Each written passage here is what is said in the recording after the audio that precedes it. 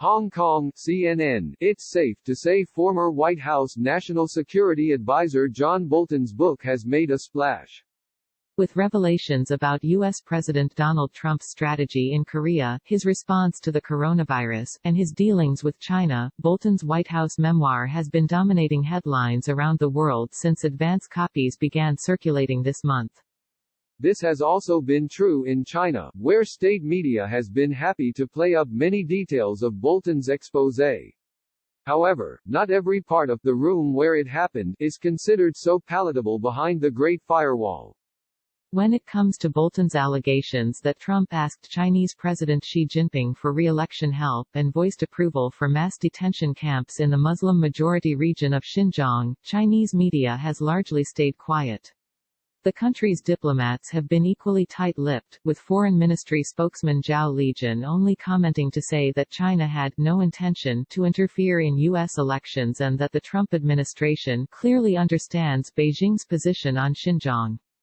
Those statements were made at a news conference on June 18, in response to a question from CNN, but are notably missing from an official transcript of the event published by the Ministry of Foreign Affairs.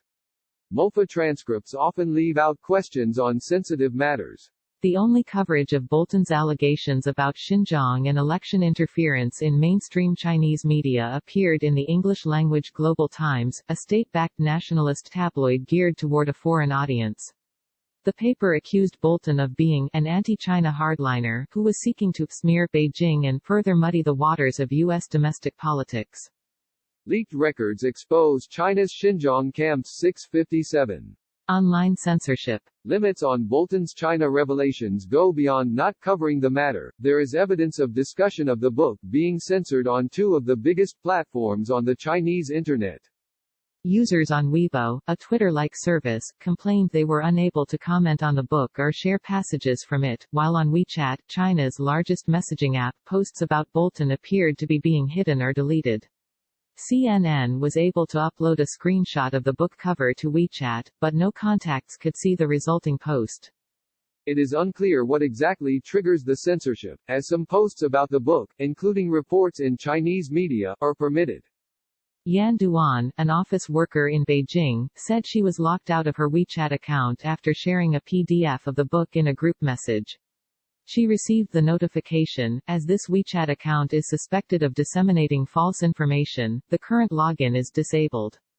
A friend of mine expressed interest in the book, so I thought I could directly forward the file, she said, having received it from another contact on WeChat herself. It seems that there's a window of censorship. The file was shareable earlier. But afterward, I heard many incidents where the messages got hidden or the sender got kicked out like me.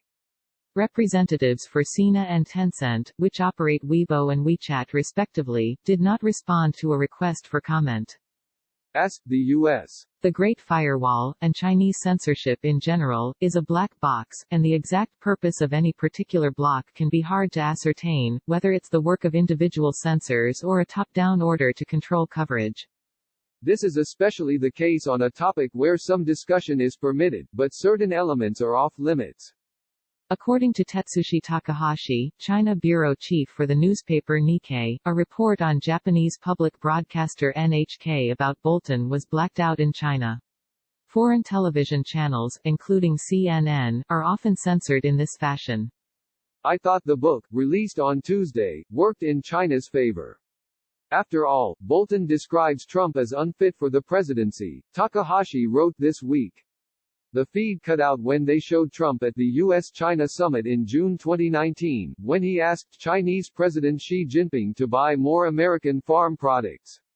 There is something Xi might want to hide. According to Bolton, the Chinese leader said he wanted to work with Trump for another 6 years, assuming he would be re-elected.